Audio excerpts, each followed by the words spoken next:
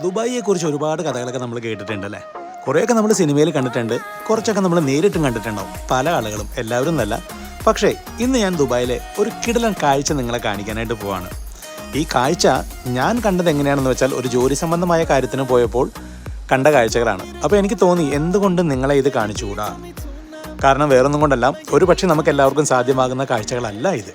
അതുകൊണ്ട് തന്നെയാണ് ഞാൻ ഈ കാഴ്ച നിങ്ങളെ കാണിച്ചു തരുന്നത്.